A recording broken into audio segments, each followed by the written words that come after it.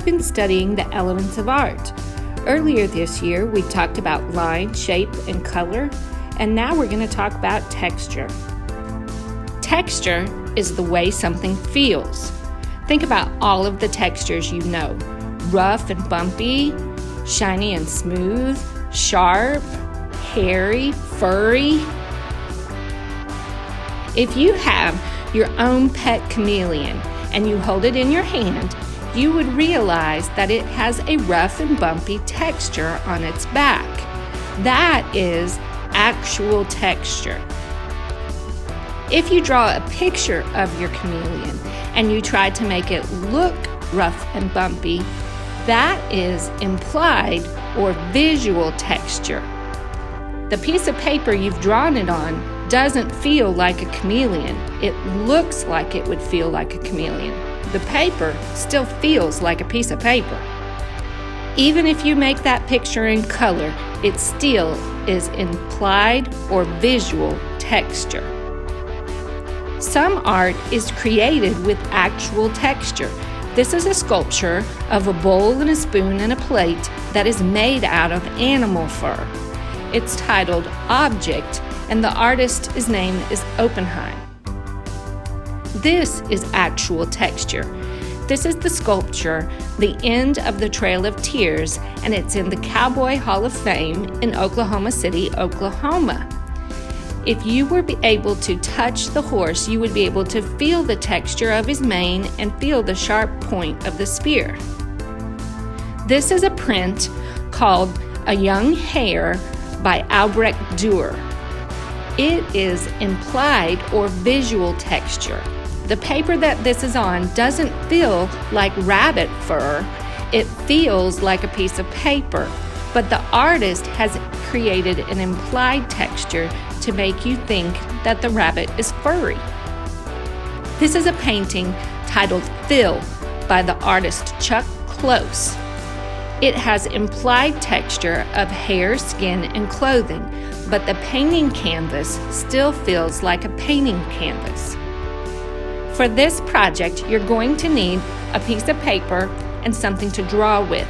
A pencil would be best, but if you don't have a pencil, a black colored pencil, an ink pen, or a black crayon will work.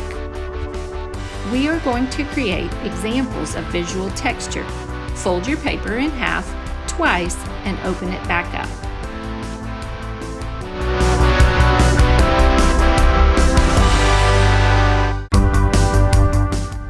In one of your squares, draw an outline of an apple. Make sure that it takes up the whole space of your square.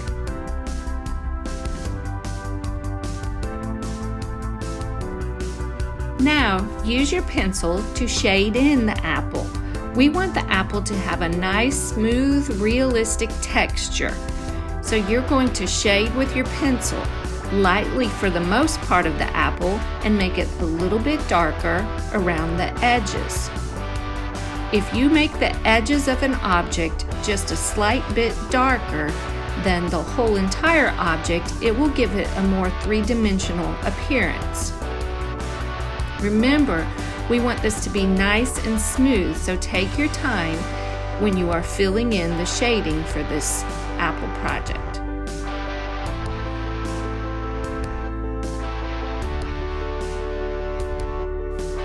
In the remaining 3 squares, draw the outline of 3 more apples.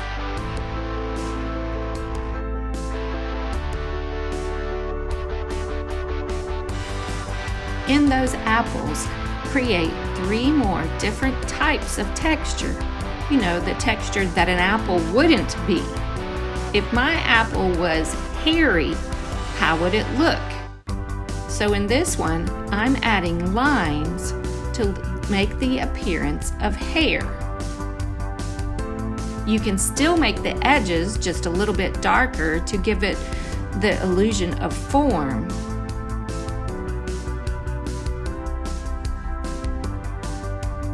And don't forget the stem and the leaf.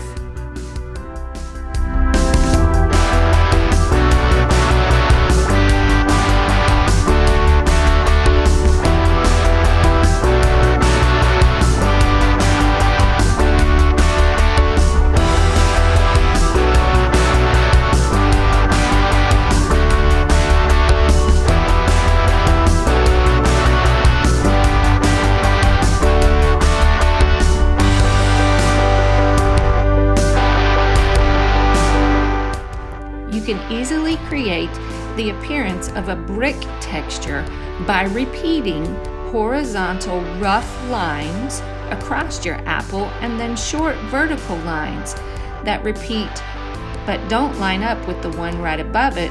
They line up with the second one above it. Go ahead and add in a little bit of light shading and try to make the edges look a little bit darker than the rest of the apple.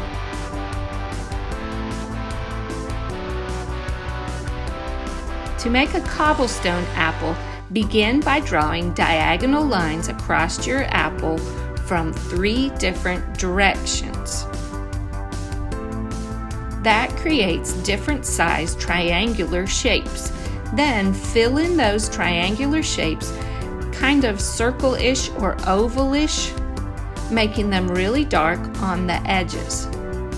As you continue to fill those in, you can add a little bit of rough shading here and there on the cobblestones, and you will create the cobblestone texture on your apple.